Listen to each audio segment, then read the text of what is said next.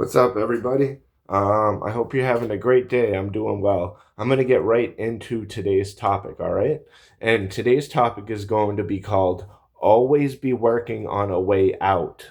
So it's about how I'm suggesting to you that you should be working hard in life wherever you're at, it's fine, okay? But always be working on a way out, okay? Let me break this down to you. So look, we live on planet Earth and it's beautiful, and ever since time has existed, everything we needed to survive food, water, shelter, the potential to make clothing, which we don't really need, but back then we didn't, you know what I mean? But like anything, the resources were here on Earth provided for us. They already existed, and we lived in harmony with the world, with planet Earth, with Mother Earth, if you will. Okay? But what happened is over time, man eventually began to be like, okay, I have an idea. Let's create a system in which we can do bartering and trading. And like, I might have some goods, but you have other goods, but we want to have both. Both of us want to have both. So if I trade a little for you're a little, then we have some of both and we can thrive. And these were great ideas and concepts in the time, you know what I mean? And that went from one thing to another. And eventually what happened is they ended up building a system, whether this was the initial goal of theirs or it just came into fruition from an indirect consequence of other things that took place, right? Either way, this is what we see today. But they ended up making a system in which we work hard, like a day's wage or whatever, and we get something that they call money. Something you are given something for the energy that you are giving out into the world. You're doing good deeds and such, right? And you are rewarded for it, and then that you're given that, and that thing that you're given now has value, and that value can be used to whatever. Back in the day, I want to buy 3 chickens, or I want to buy some eggs, or whatever it is, you know what I mean? And then it evolved over time, and now we see grocery stores, now we see banks being owned and stuff like that. So it's evolved and it's changed, okay? But nowadays, all of a sudden, I'm surprised that nowadays they don't charge us for breathing oxygen. I don't even want to joke around and say that, because you could be giving ideas to psychotic billionaires. You know what I mean? Who knows? In 10 years that might happen, and let's knock on wood that that's never the case ever. Okay, so unfortunately, at some point in time, men created a system to thrive and succeed in life, a system that was eventually hijacked by people with mass ill intent. They have ill intent, bad. Their intentions are bad for the masses. Okay? This system still exists today, but it has gotten way worse over the years, as I just discussed with you. Okay? It consistently rewards the rich and it consistently punishes the poor.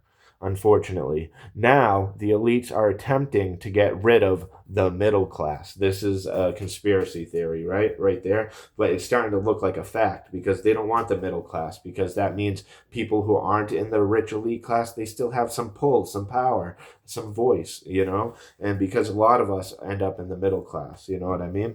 So if they wish to get rid of the middle class, this is what I'm thinking would happen.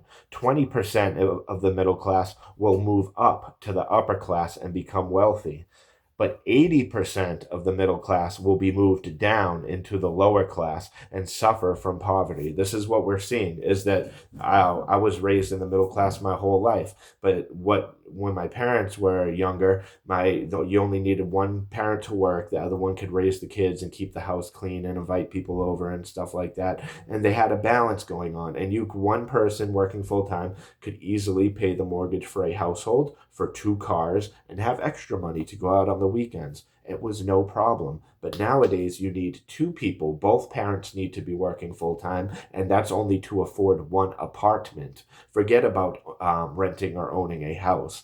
And this is how bad the market has become. You know what I'm saying? So, anyways, and this is what's making people think that they're trying to delete the middle class, bring everybody down into poverty, and a couple people will be lucky enough to like push hard and go from middle class to upper, and they'll welcome them, because it's not going to be that many that they're going to be like, oh wow, they're probably going to even respect them, because they're like, wow, you hustled to become one of us. But here's the thing is, like, yeah, financially people want to become like you, but Your heart posture, no, man, no thanks. We're good where we're at. You know what I mean? If they do this where 20% move up to the upper class, 80% move down to the lower class, then the middle class will be no more. This puts all of the power in the hands of the top 1% or top 5 or 10% of people, right? The people who own the banks, that own the banks, that own the people, that own the houses, that, you know what I mean? If you are not a rich elite, then this video is for you. Okay. So if you're not some rich elite watching this, then congratulations. You're just like us. Okay. You are either in the middle class or the lower class. Either way, what I am about to share with you can be utilized for your success. This can move you and your family up the ladder, okay? Allow me to reference the title of this video again. Always be working on a way out, okay? A way out of the rat race, a way out of trading time for money, a way out of literally living paycheck to paycheck, a way out of doing things for work that do not line up with the highest version of yourself, okay? Obviously, we need to work a regular job, a normal job, a get well job, just to pay the bills and stay afloat. This is understandable. I get that, okay? I'm not arguing against that. I fall under that category as well, obviously, man. But what I am saying is that you must consistently be fully utilizing your free time, okay? We get so tired from work and giving our energy out constantly just to make a couple pennies on the dollar, right? So we're exhausted and our energy's tapped by the time we get out of work. A lot of us, for a lot of the times that we get out of work, right? But what I'm telling you is unfortunately that's when you're going to have to pray to God for a second burst of energy every day and stuff like that, because your free time, this is the key to finding your way out of the cage of the matrix, okay? You have the key the whole time, you know what I mean? You can get out. You just need to know how, okay? So what I'm saying is that you must consistently be fully utilizing your free time, okay? Find time, I'm going to tell you right now, before work, after work, on your days off, on the weekends, in the morning, or at night before bed. That's six different times that you can do this within every single day. We only have 24 hours a day, right? That's never going to change. So it's about impacting, making an impact, making a difference. If you're utilizing some time every day, even if it's only 1 hour, maybe 20 minutes, 20 minutes, 20 minutes, or 30, 30, or 1 hour, whatever, that's going to make a difference. This is great. I'm happy that you're doing that, right? But I'm saying challenge yourself. Do that for a month or two and then make it an hour and a half, then 2 hours. Just keep pushing, man, in little increments, little ways that you can make yourself better at it, okay? And that's going to be the difference. So here's a 7-step process really quick, okay, to help you. Number 1, think of ideas. Like, think of things that you want to do, like finding a way out. Maybe you want to make YouTube videos like I'm doing right now. Maybe you want to be an MMA fighter like I want to do. Maybe you like cooking and baking and you want to do something with that. Whatever it is, dude, be working on it. Think of it as an idea first. Number 1, think of ideas, okay? Number 2, write those ideas down. That way you have them on paper. You can reference them whenever you need to, whenever you want to, okay? Number 3, meditate on those ideas. You've already thought of them initially and wrote them down, but now I want you to look at it and then reflect on it. Think deeper. Why did you write it down? What's the passion that you have behind it? You know what I mean? Number 4, the action step. Very important, okay? This is where you carry out your plan by physically taking action. So if your goal was to make YouTube videos and you wrote it down, step 1, I thought of, I want to make YouTube videos. Step 2, I write down that I want to make YouTube videos.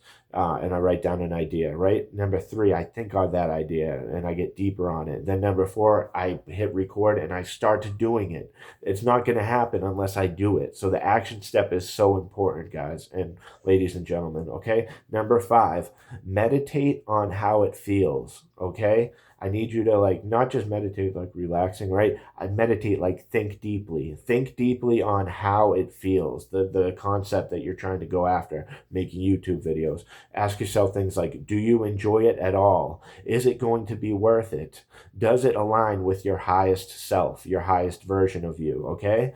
Number 6, if yes to those questions, you do enjoy it and it's going to be worth it, then repeat and expand on this and keep working at it, man. And if no, number 7 is if no instead of if yes. So if no, then go back to step 1 and come up with a new idea, a new hobby, a new goal, a new passion of yours. You know what I mean? And you can do this. So that's the 7-step process, man. Okay, you must have the right career, the right passion, the right hobby, the right task, or the right craft. Okay, you must consistently put time, money, energy, and effort into your passion. It is akin to watering a plant every day so that it can grow. Consistency is key. Time under pressure. Never give up. Always bet on yourself. Okay? So that was all I got on the topic of always be working on a way out. Okay? Because you can do it and nothing's going to change for you. It's highly unlikely and improbable that somebody's going to give us $1 to $10 million and say, here you go. I just thought you could use this and it would change your life. That's probably not going to happen. So the only way we're going to find a way out of whatever monotonous, maniacal, repetitive, boring, mundane life that we're living right now, the only way out is for us to shift. And we have to shift into a higher consciousness where we're more aware mentally, but then we also take action, because a thought without action is just a concept. It's not an actuality. It doesn't fully exist yet. Okay? It only exists as an idea until you put it out there, you know? The Rolling Stones, they probably thought of coming up with the name of the band, the music, the things. None of that would have existed if they didn't actually take the action steps to put it out there and become what they became. It can be applied to anything in life, okay? So this is the truth. This is the absolute facts, my friends. Okay? Thank you for stopping by. Feel free to like, comment, share, or subscribe. 1 out of the 4 would be life-changing for me, so thank you very much. If you made it to the end, congratulations. You're very smart, intelligent, and you wish to get better at life, and that's much appreciated. And I see the mirroring principle. We tend to see a lot of ourselves in other people. So until next time, stay safe, be blessed, and live lavishly. And I'm going to see all of you in the next one. I love you all. Peace.